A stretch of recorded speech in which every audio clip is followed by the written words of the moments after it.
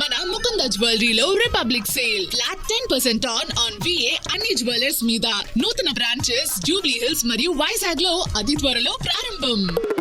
కేరళలో గెలుపెవరిది? ఎన్నికలకు 3 నెలల టైం ఉంది. మలయాళీల మూడ్ ఎలా ఉంది? మొన్న జరిగిన లోకల్ ఎన్నికల ఫలితాలే రిపీట్ కాబోతున్నాయా? అసెంబ్లీ ఎన్నికల నాటికి రాజకీయం మారుతుందా? దేశంలో ఏకైక లెఫ్ట్ పార్టీకి గడ్డుకాలం రాబోతుందా? ప్రస్తుతం సీఎంగా ఉన్న పినరై విజయన్కు ఇవే చివరి ఎన్నికలు కాబోతున్నాయా? కేరళలో ఎవరికి ఎడ్జి ఉంది? ఏ పార్టీకి విజయ అవకాశాలు కనిపిస్తున్నాయి? కార్పొరేషన్ ఎన్నికల్లో దూకుడు ప్రదర్శించిన బీజేపీ పరిస్థితి ఏంటి? ఇలాంటి ప్రశ్నలకు సమాధానమే ఈ స్టోరీ. కేరళ రాజకీయాల్లో అప్పుడే సమ్మర్ సీజన్ మొదలైంది.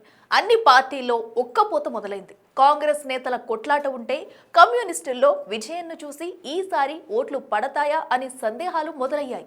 ఇటు బీజేపీ తిరువనంతపురం దాటి కాషాయ కోటను విస్తరించడం ఎలా? మనకు స్టేట్ ఫిగర్ కావాలంటూ వెతుకులాట మొదలుపెట్టింది. కేరళ అసెంబ్లీలో మొత్తం 140 అసెంబ్లీ స్థానాలు, మ్యాజిక్ ఫిగర్ 71 సీట్లు. అధికారానికి చేరువ కావాలంటే 16 రిజర్వ్డ్ సీట్లు కీలకం. అందులో 14 SC, 2 ST స్థానాలు.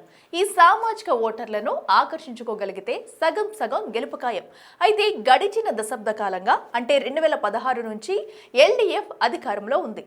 అంతకుముందు 2011లో కూడా కేరళలో LDF విజయం సాధించింది. అయితే SC, ST ఓటర్లు LDFకు అనుకూలంగా ఉంటారు. కార్మికోద్యమాలు, దళితులకు మద్దతు ఇవ్వడంతో ఈ పార్టీపై ఆయా సామాజిక వర్గం ప్రజలకు విశ్వాసం పెరిగింది. దీంతో పినరై విజయన్ గెలుపు సులభమయ్యేది. కానీ ఇప్పుడు లెక్కలు మారాయి. 10 ఏళ్ల కాలంలో ప్రభుత్వ వ్యతిరేకత పెరిగింది. అన్ని వర్గాల నుంచి CPM సర్కారుకు మద్దతు తగ్గింది. ఈసారి ముఖ్యమంత్రి అభ్యర్థిని మార్చాలని ప్రజలు బలంగా సంకల్పించుకుంటున్నట్లు తెలుస్తుంది. ఈ క్రమంలోనే UDFకు మద్దతు ఇచ్చేందుకు సిద్ధమైనట్లు కొన్ని సర్వేలు చెబుతున్నాయి. ఈసారి జరిగే ఎన్నికల్లో సీఎంగా VD సతీశన్ను చూడాలని 22.4% మంది ఓటర్లు తమ అభిప్రాయాన్ని వ్యక్తం చేస్తున్నారు. పినరై విజయన్కు 18% మాత్రమే మద్దతు వచ్చింది. అలాగే బీజేపీ అభ్యర్థి రాజీవ్ చంద్రశేఖర్కు 14.7% మంది మద్దతుగా నిలిచారు. ఇదిలా ఉంటే గత కొన్ని నెలల క్రితం జరిగిన లోకల్ బాడీ ఎన్నికల్లో LDF చాలా తక్కువ స్థానాల్లో తన హవాను కనబరిచింది. UDF అన్ని చోట్ల మెరుగైన ఫలితాలను తన ఖాతాలో వేసుకుంది. ఉదాహరణకు గ్రామ పంచాయతీ ఎన్నికల్లో 505 స్థానాల్లో UDF గెలుపొందగా కేవలం 340 స్థానాలకే LDF పరిమితమైంది. ఇక జిల్లా స్థాయిలో ఉన్న పంచాయతీ ఎన్నికల్లో చెరో 7 స్థానాలు కైవసం చేసుకుని టఫ్ ఫైట్ కనబరిచింది. మున్సిపాలిటీ విషయానికి వస్తే 54 చోట్ల UDF, 28 స్థానాల్లో LDF తన ప్రభావాన్ని చూపించింది. కార్పొరేషన్లలోనూ UDF 4, LDF 1 చోట గెలుచుకున్నాయి. ప్రస్తుతం అధికారంలో ఉండగా నిర్వహించిన స్థానిక సంస్థల ఎన్నికల్లో LDF తన హవాను కనబరచలేకపోయింది. ప్రతిపక్షంలో ఉన్న UDF చాలా సీట్లను కైవసం చేసుకుంది. 2020లో LDF హవా చూపిన అన్ని స్థానాల్లో UDF తన జెండాను పాతుంది. ప్రజా వ్యతిరేకత రావడానికి అనేక కారణాలు ఉన్నాయి. తాజాగా జరిగిన ఒక సర్వేలో 22.7% మంది ప్రజలు ధరల పెరుగుదలను వ్యతిరేకంగా తమ గళాన్ని వినిపిస్తున్నారు. ఇక 18% మంది ప్రజలు అవినీతి పెరిగిపోయిందని చెబుతున్నారు.